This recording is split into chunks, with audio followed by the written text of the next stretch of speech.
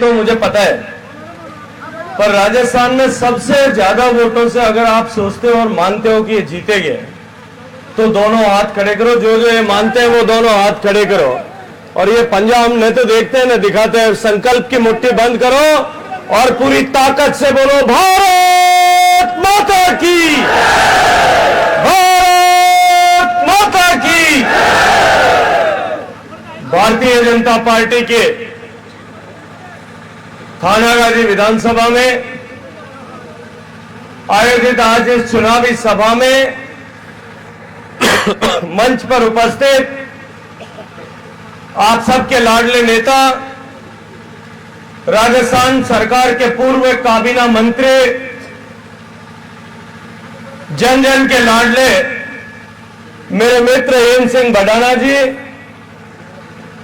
मंच पर उपस्थित अलवर भारतीय जनता पार्टी परिवार के मुखिया और जिलाध्यक्ष आदरणीय अशोक गुप्ता जी, जिले के महामंत्री आदरणीय गोवर्धन जी सिसोदिया, जिले के उपाध्यक्ष आदरणीय देशराज जी, आदरणीय सीआर मीणा जी, आदरणीय दयानंद नामा जी, आदरणीय श्रवण कुमार जी, मंडल अध्यक्ष थानागा जी, आदरणीय कमल जी, मंडल अध्यक्ष आदरणीय रामराज जी, आदरणीय रामनिवास जी उपप्रधान, मंच पर उपस्थित मंडल अध्यक्ष हरलाल प्रजापत जी, राकेश मीणा जी, आदरणीय सुरेश शर्मा जी जिला पार्षद, राजेंद्र तिवारी जी, आदरणीय हनुमान जाखड़ जी, सतीश गुप्ता जी,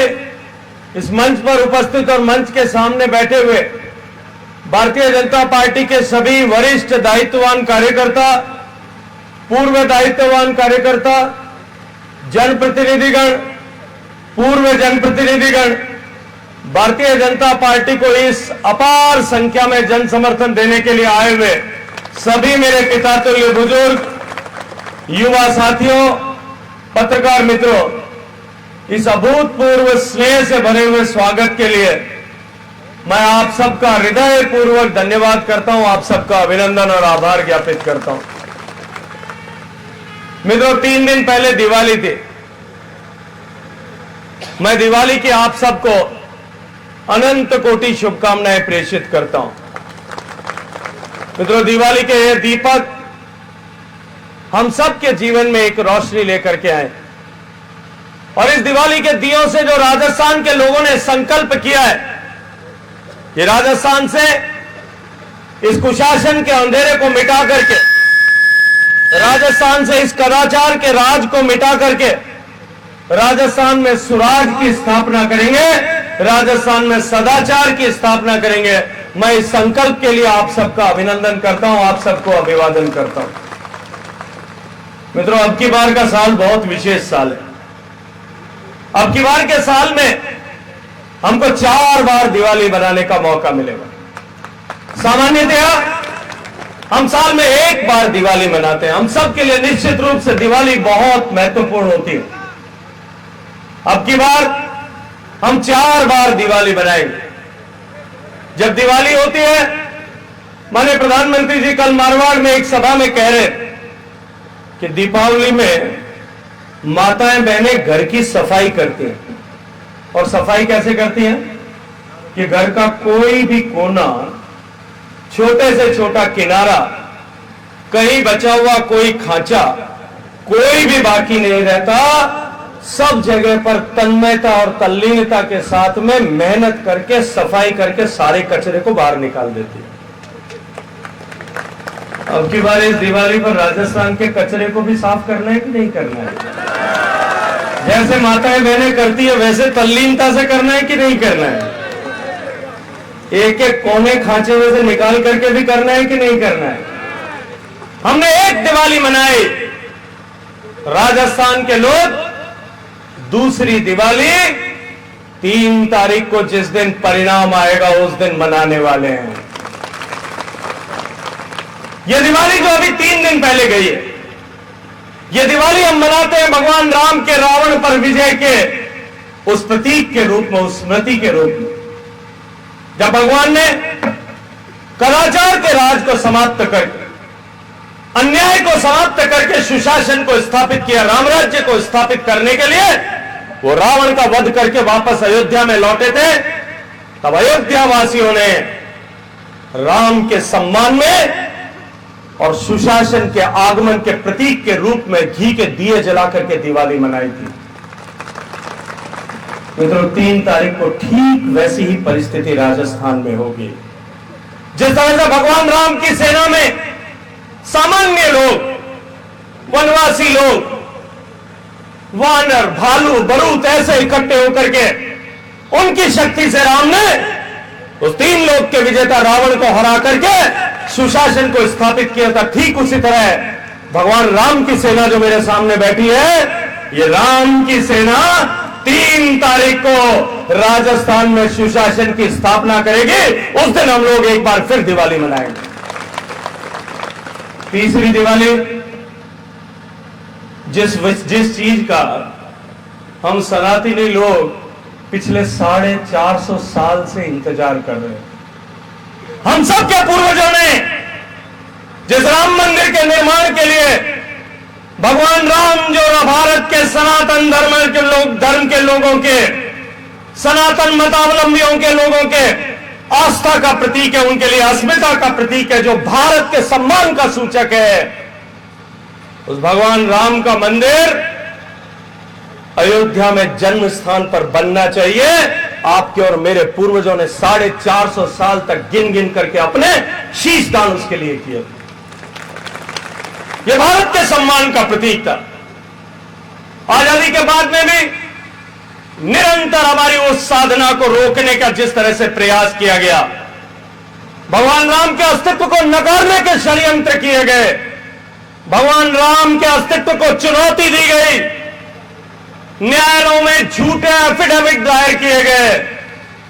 राम तो कपोल कल्पना थे, ऐसे दावे और वादे किए गए, उन सबको जुटला करके नरेंद्र मोदी जी के आशीर्वाद से, उनके संयोजन से अयोध्या में जो भगवान राम का मंदिर बन रहा है, 22 जनवरी को हम सब लोग उसकी ध्वजा का दर्शन करते हुए भगवान राम जी के मंदिर के प्राण प्रतिष्ठा का साक्षी बनेंगे। उस दिन हिंदुस्तान का हर एक बेटा जो दुनिया के किसी भी कोने में रहता होगा और भारतीयता उसके जीवन में कहीं भी तनिक से बची रह गई होगी, वो अपने घर में घी के दिए जला करके तीसरी दिवाली इस साल के मनाने वाला है। और एक और दिवाली मनेगी, वो चौथी दिवाली होगी जब मई के महीने में गरीब के घर में दिवाली लाने वाला नरेंद्र मोदी एक बार फिर तीसरी बार आप लोगों के आशीर्वाद से देश का प्रधानमंत्री बनेगा। गरीब के जीवन में परिवर्तन लाने के लक्ष्य को लेकर, वो संकल्प को लेकर के जो साधना माननीय नरेंद्र मोदी जी ने पिछले 10 साल की है, वो गरीब जो लगभग ये विश्वास खो चुका था पिछले 7 दशक में कि सरकार में कोई बैठ करके हमारी भी कभी चिंता करेगा। और लूट खसोटों की सरकारों के बीच में, 10 साल के यूपीए के काले शासन के उस अंधियारे के बीच में, जब सामान्य मानवी ये मानने लगा था गांव में बैठा हुआ कि लाखों करोड़ रुपए के जो घोटाले होते हैं, जिस तरह से भाई भतीजावाद होता है, जमीन के अंदर कोयले से लेकर के आसमान में हेलीकॉप्टर तक खरीदों में जिस तरह के घोटाले होते हैं, लोगों के मन में यह संदेह हो गया था कि यह बाढ़ जिसको चुन करके हम देश को चलाने के लिए, गरीब के भले के लिए चुन करके भेजते हैं, वो बाढ़ी खेत को खाने लगी है। उस समय नरेंद्र मोदी जी को जब आपने आशीर्वाद दिया और इस 10 साल में सामान्य मानवी के जीवन में परिवर्तन लाने के लक्ष्य को लेकर के जितनी योजनाएं चलाई गई, गरीब को घर दिया, घर में गैस का चूल्हा दिया, उस मां की चिंता की जिस मां को अपने बच्चों को बारिश में टपकती हुई कच्ची फूस की छत से अपने बच्चे को बचाने के लिए, सर्दी की उस रात को ठिठुरते होने से बचाने के लिए जागते रहना पड़ता था, उसको पक्का मकान दिया, उसके घर में धुएं से मुक्ति दिलाने के लिए गैस का चूल्हा दिया। मेरे छोटे भाइयों को जिनको अंधेरे में रात में लालटेन की रोशनी में, चिमनी की रोशनी में पढ़ना पड़ता था, मित्रों, ऐसे 4 करोड़ घरों तक रोशनी पहुंचाने का काम जिन्होंने किया, 18,000 पंचायतों तक बिजली पहुंचाने का काम जिन्होंने किया, 9 करोड़ घरों तक गैस का चूल्हा पहुंचाने का काम किया, 11 करोड़ माताओं बहनों को एक भाई की तरह उनकी अस्मिता, उनकी गरिमा के साथ में जो नित्य प्रतिदिन उनको समझौता करना पड़ता था, अंधेरे का इंतजार करना पड़ता था, या सूरज उग न जाए उसके लिए रात में चमक करके 3 बार उठना पड़ता था, क्योंकि अंधेरा अगर छट गया, सूरज अगर उग गया तो मेरी गरिमा तार-तार हो जाएगी। उस मां को गरिमा के साथ समझौता करने से मुक्ति दिलाने का काम एक भाई की तरह जिसने किया, उस नरेंद्र मोदी को जिसने 11 करोड़ घरों में शौचालय बनाए, 45 करोड़ गरीब परिवारों को जो राज सहायता का पैसा देने के लिए, प्राप्त करने के लिए जो रिश्वत देनी पड़ती थी, उस भ्रष्टाचार से मुक्त कराने के लिए बैंक के खाते खोलने वाले नरेंद्र मोदी को, घर घर में पीने का पानी पहुंचाने का संकल्प लेकर के जल जीवन मिशन योजना प्रारंभ कर 2019 से लेकर के अब तक 10 करोड़ से ज्यादा माताओं बहनों के सिर पर से मटके का बोझ उतारने वाले नरेंद्र मोदी को, गरीब को चिकित्सा के खर्चे से मुक्ति दिलाने और उस डर से मुक्त करने वाले नरेंद्र मोदी को, इस देश को परिवर्तित करके देश का सम्मान पूरी दुनिया में बढ़ाने वाले नरेंद्र मोदी को, 11 करोड़ लोगों को गरीबी की रेखा से बाहर निकालकर सम्मान के साथ जीने का अवसर देने वाले नरेंद्र मोदी को, लाखों का लाख महिलाओं को लखपति दीदी बनाने वाले नरेंद्र मोदी को आप लोग एक बार फिर आशीर्वाद देकर के इस भारत को विकसित भारत बनाने का संकल्प पूरा करने के लिए तीसरी बार देश का प्रधानमंत्री जब मई में बनाएंगे, तब हम 4थी बार दिवाली मनाएंगे। हम सौभाग्यशाली हैं मित्रों कि हमको 4 बार दिवाली मनाने का अवसर मिला। मित्रों, वोट की ताकत। आजादी से पहले राजा वो होता था जो रानी के पेट से जन्म लेता था, लेकिन आजादी के बाद बाबा साहब अंबेडकर ने जो संविधान हमको दिया, उस संविधान के बदौलत मैं नमन करना चाहता हूं बाबा साहब को। उस संविधान के बदौलत आज राजा वो होता है, शासक वो होता है जो वोट की पेटी से जन्म लेता है। और वोट की पेटी में कौन जन्माता है? आप और हम लोग मिलकर के जन्माते हैं। हम राजा चयन करते हैं, तो हमारा एक वोट जो राजा का निर्माण करता है, जो शासक को चुनता है, वो अत्यंत महत्वपूर्ण वोट होता है। और हमको वोट का फर्क तो देखना ही पड़ेगा, हमको तुलना करके देखना पड़ेगा। एक वोट का देखिए, एक वोट आपने ठीक जगह पर दिया, जैसा मैंने कहा इतनी सारे परिवर्तन गरीबों के जीवन में आए, घर बना, चूल्हा बना, गैस जो है शौचालय बना, गरीब के घर में बिजली पहुंची, खेत तक पानी पहुंचने के लिए लाखों एकड़ की सिंचाई की व्यवस्था हुई, गरीब को सम्मान के साथ जीने का अधिकार मिला। एक वोट आपने सही जगह पर दिया, भगवान राम जी का मंदिर बन रहा है। एक वोट आपने सही जगह पर दिया, 370 की धारा बिना एक गोली चलाए हुए इस देश से हमेशा हमेशा के लिए वो कलंक हटाने का, मिटाने का काम नरेंद्र मोदी जी। एक वोट आपने सही जगह पर दिया, सर्जिकल स्ट्राइक और एयर स्ट्राइक करके आतंकवादियों को घुटने पर लाने का काम नरेंद्र मोदी ने किया। एक वोट आपने सही जगह पर दिया। पहले रात को 3 बजे न्यायालय खुलते थे आतंकवादियों के, कि उनको सजा से किस तरह से, फांसी की सजा से बचाया जा चुके। और अभी एक वोट आपने ठिकाने पर दिया, 3 बजे रात को आतंकवादी को गोली से मार करके और उसको भारत माता के विरुद्ध षड्यंत्र करने की सजा दी जाती है।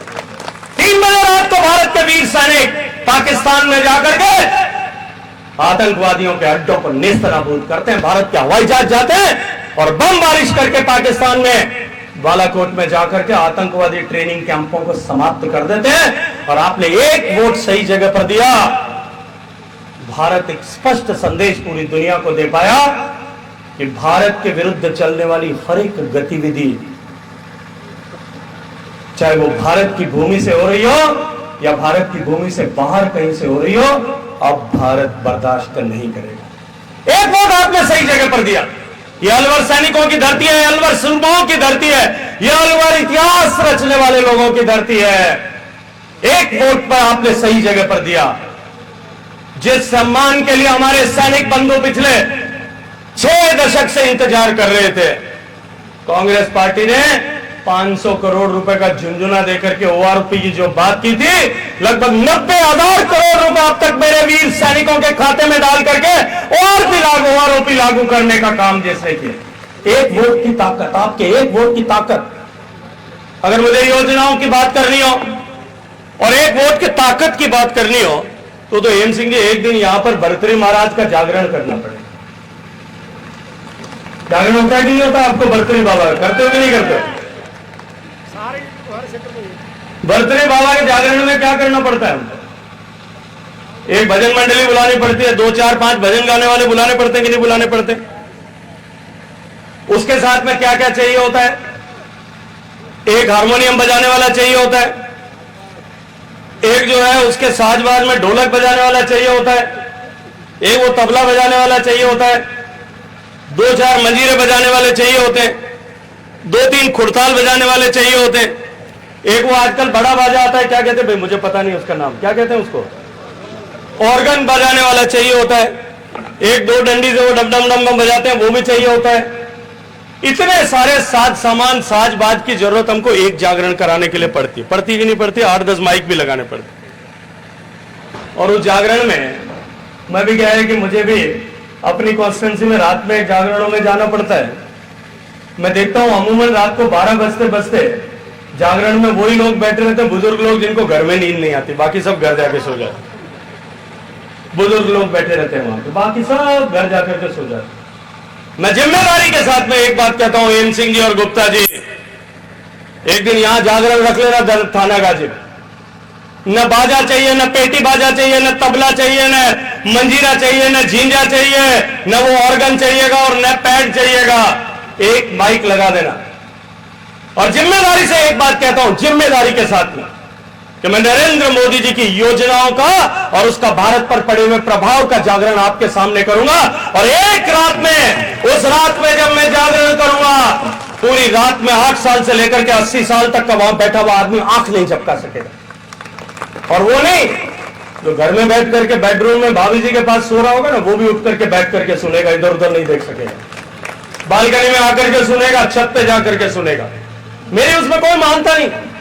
नरेंद्र मोदी जी को जो आपने एक वोट सही ठिकाने पर दिया, सही आदमी का चुनाव किया, ये उसका परिणाम है कि आज देश बदल रहा है और दुनिया फटी हुई आंखों से भारत को बदलते हुए देख रही है। और एक वोट गड़बड़ दिया तो क्या हुआ? पिछली बार 2018 में क्या हुआ था? किसान का कर्जा माफ करेंगे। 10 तक की गिनती गिनाई थी कि नहीं गिनाई थी? कि आपके अलवर वाले जो हैं पेट से जन्मे हुए, उन्होंने भी खड़े होकर के गिनती सुनी थी। ये जब आए तो इनको पूछना, भैया वो 10 तक की गिनती का क्या हुआ? जिस राजस्थान का किसान स्वाभिमानी सम्मान के साथ जीने वाला किसान था, जो धरती का सीना फाड़ करके अन्न पैदा करके लोगों का पेट भरता था, और कभी राजस्थान में कोई किसान आत्महत्या नहीं करता था। इस निकम्मी सरकार ने जो वादा किया है, इस कांग्रेस पार्टी ने, इसके आकाओं ने लेकर के इस सरकार में बैठे हुए मुखिया तक ने जो वादा किया था कि 10 दिन में किसान का कर्जा माफ करेंगे, किसान का कर्जा माफ नहीं हुआ, उल्टा 20,000 किसानों की जमीन नीलाम हो गई और 2,000 से ज्यादा किसानों को खून के आंसू बहाते हुए आत्महत्या करनी पड़ी। उन किसानों के दर्द, उन किसानों की आत्महत्या का बदला लेने की जिम्मेदारी किसकी है? आपकी जिम्मेदारी है कि नहीं है? हमारी जिम्मेदारी है कि नहीं है? एक वोट आपने गलत दिया। राजस्थान का किसान बाजरा पैदा करता है, सबसे ज्यादा बाजरी पैदा होती है कि नहीं होती है राजस्थान में? हमारे पड़ोस में गुजरात में बाजरी पैदा होती है, हरियाणा में बाजरी पैदा होती है, मध्य प्रदेश में बाजरी पैदा होती है, और दक्षिण भारत में आंध्र प्रदेश में बाजरी पैदा होती है। मुख्य रूप से इन 4 जगहों पर 5 जगह बाजरी पैदा होती है। भारत सरकार ने, माननीय मोदी जी ने देश के किसान को, देश के अन्नदाता को सम्मान देने के लिए, उसको आर्थिक रूप से खुशहाल बनाने के लिए देश में पहली बार कृषि नीति में आमूलचूल परिवर्तन किया। किसान की खेती को, कृषि क्षेत्र को जो उत्पादकता के नजरिए से देखा जाता था कि कितना उत्पादन हो रहा है, उसके बजाय किसान को लाभ कितना मिल रहा है, इस दृष्टि से देखने का जब क्रम प्रारंभ किया तो एमएसपी पर खरीद होनी चाहिए, इसको सुनिश्चित किया। मुझे कृषि मंत्री के नाते पिछली सरकार में मोदी जी के काम करने का सौभाग्यपूर्ण अवसर मिला। माननीय प्रधानमंत्री जी ने पिछले 5 साल में जब मोदी जी का शासन था 14 से 19 के बीच में, तब देश के किसान को लाभकारी मूल्य मिले, 1.5 गुना एमएसपी में का मूल्य मिलना चाहिए, इसको सुनिश्चित करने का काम किया। न केवल मूल्य बढ़ाया था, अभी तो खरीद को भी कई गुना बढ़ाने का काम किया। लेकिन उससे आगे बढ़कर के माननीय प्रधानमंत्री जी ने, कभी हमने सपने में भी नहीं सोचा होगा, आपने और मैंने, कि जो भाव गेहूं के उससे ज्यादा भाव बाजरी का होगा। सोचा था आपने कभी? गेहूं से ज्यादा बाजरी की एमएसपी होगी। आज बाजरी की एमएसपी 2500 रुपए है, 2500 रुपए की, और पिछले साल बाजरी की एमएसपी जो है 2375 रुपए थी। हरियाणा के किसान ने जितनी बाजरी होगा, एक एक दाना बाजरी का, हरियाणा की सरकार ने, मनोहर लाल खट्टर जी का अभिनंदन करता हूं, उन्होंने खरीदा। मध्य प्रदेश के किसान ने जितना बाजरा उगाया, सारा का सारा बाजरा मध्य प्रदेश के मुख्यमंत्री माननीय शिवराज सिंह जी ने खरीदा सरकार के माध्यम से, उनके माध्यम से भारत सरकार ने खरीदा। गुजरात में विजय रूपाणी जी की सरकार थी, बाद में भूपेंद्र पटेल जी की सरकार, उसके माध्यम से भारत सरकार ने एक एक दाना बाजरी जो गुजरात के किसान ने उगाई वो 2375 रुपए में खरीदी। और आपके और मेरे राजस्थान के किसान का क्या हुआ? 3 बार हमने व्यक्तिगत रूप से जाकर के चिट्ठी लिख करके अनुरोध किया, भारत सरकार से चिट्ठी भिजवाई, राजस्थान सरकार एक चिट्ठी भेज दे, राजस्थान के किसान की बाजरी भी हम 2375 रुपए में खरीदेंगे। इन्होंने चिट्ठी नहीं भेजी और आपको 1200 रुपए में बाजरी बेचनी पड़ी। एक किसान का 1000 रुपया बोरी का नुकसान करने का पाप जिस सरकार ने किया है, वो आपने एक वोट गलत दिया था ना, उसके कारण किया। एक वोट आपने गलत दिया, एक वोट सही दिया था, राम जी का मंदिर बना, और एक वोट गलत दिया, इस अलवर में शिवलिंग को, शिवालय को ड्रिल मशीन लगा करके तोड़ा गया था। याद है कि नहीं आपको? एक वोट आपने गलत दिया, सालासर में राम दरबार को क्रेन लगा करके तोड़ने का काम किया। एक वोट आपने गलत दिया, राजस्थान देश में भ्रष्टाचार में 1 नंबर पर पहुंच गया। 1 नंबर आपने एक वोट आपने गलत दिया, इस राजस्थान में 17 बार पेपर लीक का पाप हुआ, युवाओं के सपनों को तार तार कर दिया गया।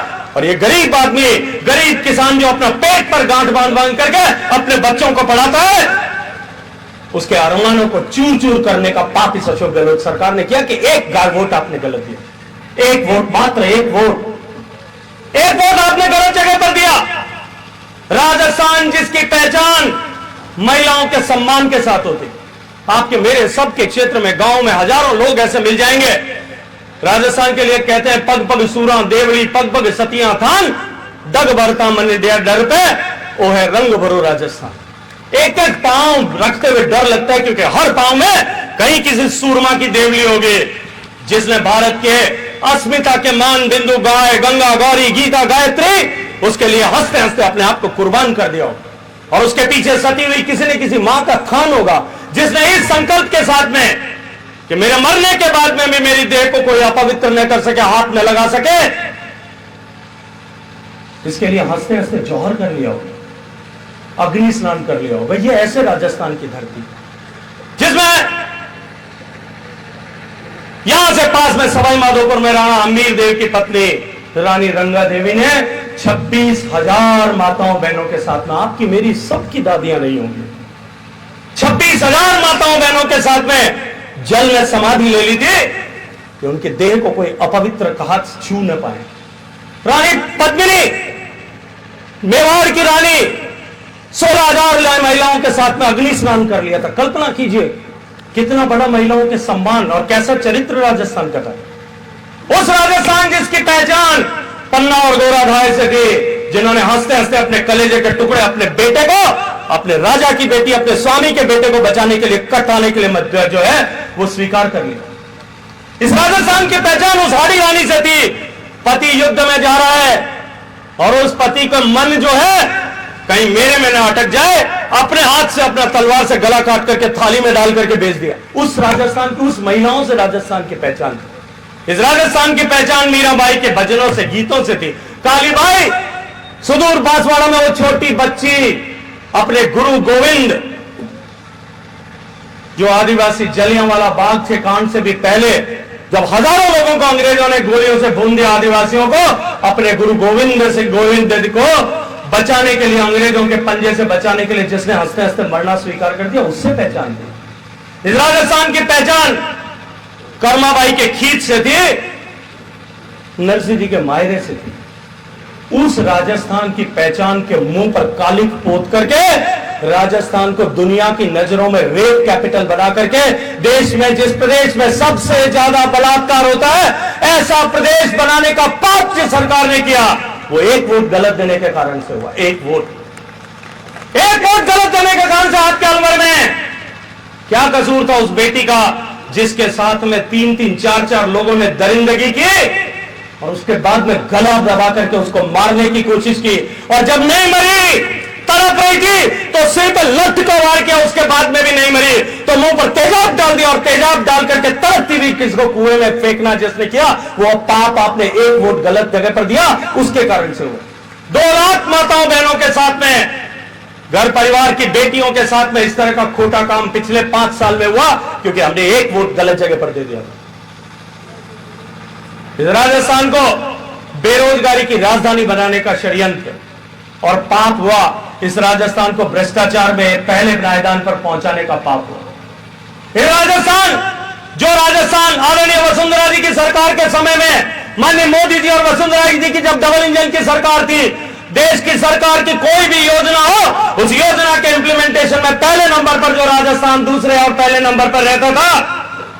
आपने एक वोट गलत दिया, मोदी जी ने मुझे जिम्मेदारी दी हर घर तक पानी पहुंचाने। 2019 में काम शुरू किया था दिसंबर में, अब तक देश में 10 करोड़ से ज्यादा घरों तक पानी पहुंच गया। जब हमने काम शुरू किया था केवल 16% घरों तक पानी पहुंचता था, आज देश में 67-68% घरों तक पानी पहुंचता है। गुजरात में 100% घर तक पानी पहुंचता है। आपके पड़ोस में हरियाणा में किसी मां बहन को घर से बाहर पानी लेने के लिए नहीं जाना पड़ता, हर घर तक पानी जाता है नल के माध्यम से। पंजाब में हर घर तक जाता है, तेलंगाना में हर घर तक जाता है, गोवा में हर घर तक जाता है, हिमाचल प्रदेश में हर घर तक जाता है। ऐसे अनेक प्रदेश है जहां 100% काम हो गया। उत्तर प्रदेश में 2.5 करोड़ घर हैं। जब काम शुरू किया था तो कुल मिलाकर के कोई 12-15 लाख घरों तक पीने का पानी नल के माध्यम से जाता था, आधा % भी नहीं था। आज 65% पहुंच गया। मैं राजस्थान का बेटा हूं, मेरी जिम्मेदारी थी कि मेरे राजस्थान की माताओं बहनों को इस पीने के पानी के उठाने के बोझ से मुक्ति मिले, क्योंकि मैं पश्चिमी राजस्थान में पैदा हुआ, मेरा कर्म क्षेत्र, मेरी जन्मभूमि जैसलमेर है। और मैंने देखा अपनी माताओं बहनों को 12 साल की उम्र से लेकर के 65 साल की उम्र तक उसकी जीवन में सारी भूमिकाएं बदलती है। वो छोटी बेटी, बड़ी बेटी, शादी होकर के किसी घर की बहू, बच्चे हो जाए तो मां बन जाती है, मां होने के बाद बच्चे बड़े हो जाए बड़ी बहू बन जाती है, और उसके बाद बच्चों की शादी हो जाए सास बन जाती है, बच्चों के बच्चे हो जाए दादी और नानी बन जाती है।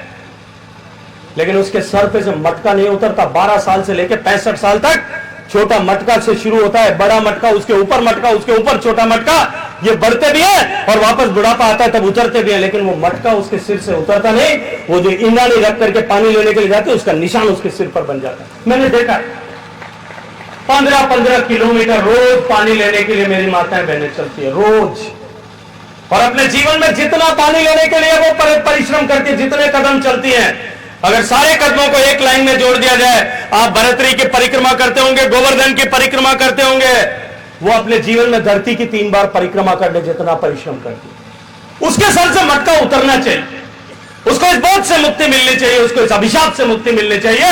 मैं राजस्थान का बेटा था, मेरे राजस्थान को नियम कानून इस तरह से बनाए कि सबसे ज्यादा पैसा मिलना चाहिए।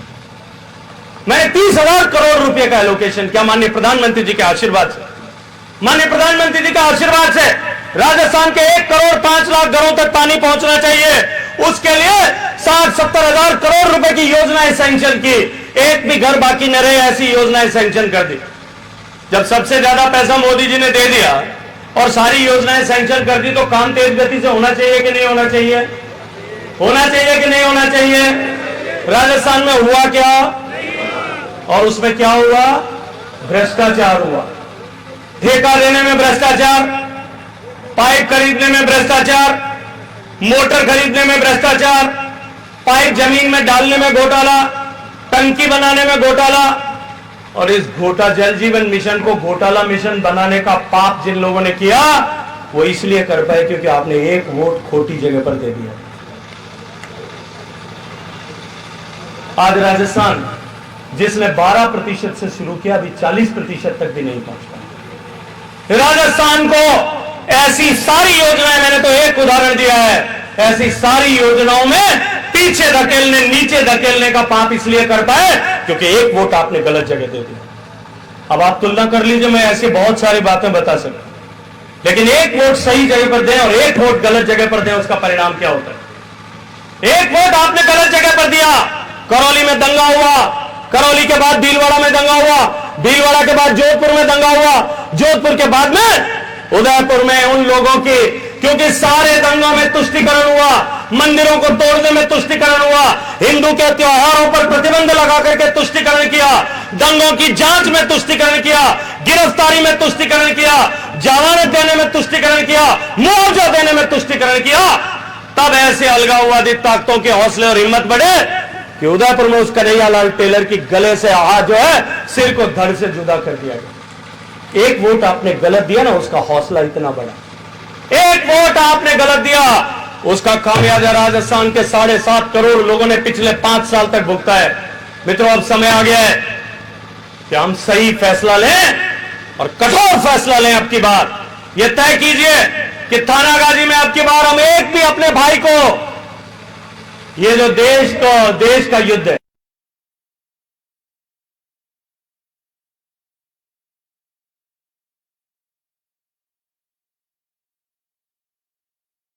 और ईमानदारी के बीच में हो रहा है, जो सनातन और सनातन को तोड़ने वालों के बीच में हो रहा है। इस धर्म युद्ध में हमारा एक भी भाई, हमारा एक भी परिचित, हमारा एक भी साथी, हमारा एक भी जान पहचान का लो आदमी। भाई अपन गांव में कोई कथा करते सबको बुलाते हैं कि नहीं? भाई, बेटी, बहन, भतीजी, बुआ, सबको बुलाते हैं कि नहीं बुलाते? कि भाई साहब अगर के आरती करो, इसमें यज्ञ में सब लोग अपनी अपनी तरफ से समिधा डालो, 2 लकड़ी डालो, 1 चम्मच घी डालो, करते हैं कि नहीं करते? आरती करते हैं, सबसे कराते हैं कि नहीं कराते? कि भाई पुण्य में सब लोग भागीदार होने चाहिए। ये चुनाव नहीं है, ये पुण्य का काम है, इसमें एक भी आदमी बाकी नहीं रहना चाहिए। हर आदमी को अपने जान पहचान के, अपने साथी को, अपने संगी को, अपने मिलने वाले को, अपने रिश्तेदार को, अपने जान पहचान के व्यक्ति को तैयार करो, उसको ढूंढो, उसको मनाओ। कोई राह पे भटक गया है, उसको अपने साथ में लेकर के आओ और इस थाना चागाजी में प्रचंड बहुमत के साथ में कमल खिलाओ। मुझे पिछले 3 महीने में राजस्थान के हर जिले में जाने का सौभाग्यपूर्ण अवसर मिला। पहले परिवर्तन संकल्प यात्रा के निमित्त, उसके बाद में पार्टी के विभिन्न कार्यक्रमों के निमित्त, अभी चुनाव की सभाओं में, पहले नामांकन की सभाओं में। मैं एक बार जिम्मेदारी से कह सकता हूं आपके सामने, कहो तो गारंटी स्टाम्प पेपर पर लिख दो, प्रचंड बहुमत के साथ में भारतीय जनता पार्टी की सरकार बन रही है, जो अब उतना ही निश्चित है जितना निश्चित यह है कि कल का सूर्योदय वो पूरब दिशा से होगा, उतना ही निश्चित है कि भारतीय जनता पार्टी की प्रचंड बहुमत से सरकार बनेगी। और अगर आप लोग सब भरोसा दिलाओ तो मैं जाकर के मोदी जी को और अमित शाह जी को कह दूं कि थानागाजी वालों ने कह दिया है कि राजस्थान में जब सरकार बनने के लिए रिजल्ट आएगा तब सबसे पहले कमल जो है वो थानागाजी से खिलेगा। बोलो, आप लोग सहमत हो, मानते हो? जो लोग ये संकल्प करने को तैयार हैं कि सेठ की 25 तारीख को अंतिम वोट जब तक पेटी में नहीं गिरेगा तब तक ना हम थकेंगे, ना हम रुकेंगे, ना हम झुकेंगे, ना हम बिकेंगे, ना हम टूटेंगे, ना हम बटेंगे, वो लोग अपने दोनों हाथ उठाओ, संकल्प की मुट्ठी बंद करो और पूरी ताकत से बोलो, भारत माता की, भारत माता की। ये गहलोत सरकार ने एक गड़बड़ और भी किया है भाई, पूर्वी राजस्थान के साथ में ईआरसीपी में गड़बड़ किया है। इन्होंने पूर्वी राजस्थान के इन 13 जिलों के किसानों और इन 13 जिलों के 3.5 करोड़ लोगों के सूखे कंठों के साथ में राजनीति करने का पाप किया। मैंने 10 बार मीटिंग की, 10 बार मीटिंग बुलाई जयपुर, दिल्ली में। बरतरी को साक्षी मान करके कहता हूं कि एक भी मीटिंग में कांग्रेस पार्टी का मंत्री और उनका मुख्यमंत्री नहीं आया। सरकारी अधिकारी आते थे, तोते की तरह से हिलाते थे, भाई साहब आप बात तो सही कह रहे हो पर हम क्या करें, हमारे सीएम साहब नहीं मानते। मैंने कहा मैं राजस्थान को पैसा देने के लिए तैयार हूं, लेकिन वो कागज दुरुस्त करके साइन करके भेजने को राजी नहीं थे। मुझे पता था कि ये नहीं करेंगे, ये नहीं मानेंगे। मैं एक दिन प्रधानमंत्री जी के पास गया, मैंने निवेदन किया कि साहब रोज मुझे भी गाली देता है, आपको भी गाली देते, आप बताओ क्या करना चाहिए। तो उन्होंने कहा देखो भैया, रुकना नहीं चाहिए, बाधाओं से डर के हारना नहीं चाहिए, नया रास्ता ढूंढने का प्रयास करना चाहिए। मैंने आईआईटी रुड़की के इंजीनियर्स को बुलाया, आईआईटी खड़गपुर के हाइड्रोलॉजी पढ़ाने वाले, पानी का विज्ञान पढ़ाने वाले लोगों को, एक्सपर्ट्स को बुलाया, मध्य प्रदेश के इंजीनियर्स को बुलाया, राजस्थान के रिटायर्ड इंजीनियर्स को बुलाया, क्योंकि सर्विस वाले आने नहीं देते थे। बिठा करके कई दिन तक हमने 30 दिन तक दिमाग लगाया, दिमाग दौड़ा करके एक नया आइडिया बनाया जिसमें राजस्थान को भी फायदा होता था और मध्य प्रदेश को भी फायदा होता था। और बाद में उसको सुप्रीम कोर्ट ने जो कमेटी बनाई है, अटल जी का जो सपना था कि नदी से नदी जोड़नी चाहिए, हमने उस नदी से नदी जोड़ने के प्रकल्प में उसको सम्मिलित किया। और बाद में एपेक्स कमेटी का चेयरमैन मैं होता हूं, मैंने उस कमेटी में पास करके उसको देश के टॉप 5 लिंक में से जिस पर सबसे पहले काम होगा उसमें सम्मिलित कर दिया। 4000 क्यूसेक पानी मिले, 4000 एमसीएम पानी मिलेगा, 4000 में से 2500 एमसीएम जो राजस्थान को मिलेगा, जिससे राजस्थान के इन 13 जिलों के प्यासे कंटों को अगले 30 साल तक पीने के पानी की गारंटी होगी। और राजस्थान में इन 13 जिलों के लगभग 7.5 लाख एकड़ जमीन, 7.5 लाख एकड़ जमीन को वैसे ही सिंचाई का पानी मिलेगा जैसे पंजाब में, हरियाणा में और गंगानगर में मिलता है वैसे। लेकिन गहलोत साहब को लगा कि अगर ये स्कीम पास हो गई, क्योंकि इस स्कीम में 90% पैसा भारत सरकार देगी, 40,000 करोड़ में से जो है 36,000 करोड़ मोदी जी देंगे, 4,000 करोड़ राजस्थान और मध्य प्रदेश को मिलकर खर्च करना है, उसमें भी राजस्थान के हिस्से में 2-2,500 करोड़ आएंगे, उसमें से भी 1500-1600 करोड़ नवनेरा पे खर्च हो गए, 700-800 करोड़ रुपए का खर्चा होकर के राजस्थान के 13 जिलों की तस्वीर और तकदीर बदलने वाली थी। मेरे किसानों को सिंचाई के लिए पानी मिलकर के उनके जीवन बदलने वाला था। लेकिन गहलोत साहब को भैया ये सब नहीं करना था, राजनीति करनी। इस सरकार को राजनीति करनी थी। इस सरकार ने राजनीति करने का पाप किया, इतने लोगों की आशाओं, अपेक्षाओं और उनके भविष्य के साथ खिलवाड़ की। और इन्होंने एक नई योजना बना दी, नाम ईआरसीपी रखा, नवनेरा से पानी उठाएंगे, गालवा ले जाएंगे, इसरदा ले जाएंगे और बिसलपुर में खत्म कर देंगे। योजना का डिजाइन भी हमने बनाया, क्योंकि हमारे अलावा कोई बना नहीं सकता था। पानी कितना मिलेगा? 500 एमसीएम। मैं कहता था 2,500 एमसीएम ले लो, खर्चा कितना होगा? 15,000 करोड़। मैंने कहा मैं तो 700-800 करोड़ में ही तुमको 2,500 दे रहा हूं। उस 521 एमसीएम से जयपुर, अजमेर और टोंक 3 जिलों को पीने का पानी मिलेगा। न अलवर को 1 बूंद पानी मिलेगा, न करौली को 1 बूंद पानी मिलेगा, न सवाई माधोपुर को 1 बूंद पानी मिलेगा, न और किसी पूर्वी राजस्थान के जिलों को, दौसा सहित किसी को भी 1 बूंद पानी नहीं मिलेगा। मित्रों, पीने के पानी के लिए करोड़ों रुपए देकर के मैंने आपके सब पूर्वी राजस्थान के हर जिले के पीने का पानी चंबल नदी से आए, इसकी योजनाओं को स्वीकृत किया, हजारों करोड़ रुपए दिए। और मैं इस सीआरसीपी के लिए भी आज आपको संकल्प करता हूं। आज माननीय राष्ट्रीय अध्यक्ष जेपी नड्डा जी ने संकल्प पत्र जारी किया है। किसान सम्मान निधि जो मोदी जी ने आपको 6,000 रुपए दी थी, उसको भारतीय जनता पार्टी की सरकार आप बनाने वाले हो, 12,000 रुपए भारतीय जनता पार्टी की सरकार करेगी। और उसी संकल्प पत्र में हमने कहा है बाजरा खरीदेंगे और इस ईआरसीपी को प्राथमिकता के साथ में पूरा करेंगे। मैं आज आपको वादा करके अपनी बात समाप्त करता हूं। पूरी ताकत के साथ में यह तय करिए कि अब की बार एक ओंकार करके बता दीजिए कि अब की बार थानागाजी में कमल खिलेगा। हेम सिंह बडाना जी यहां से जीत करके जाएंगे और इतने वोटों से जीत करके जाएंगे कि राजस्थान के लोगों की आंखें फट जाएंगी। बोलो, मानते हो कि नहीं मानते हो? दोनों हाथ खड़े करो और पूरी ताकत से बोलो, भारत माता की। वाह, चले भाई साहब,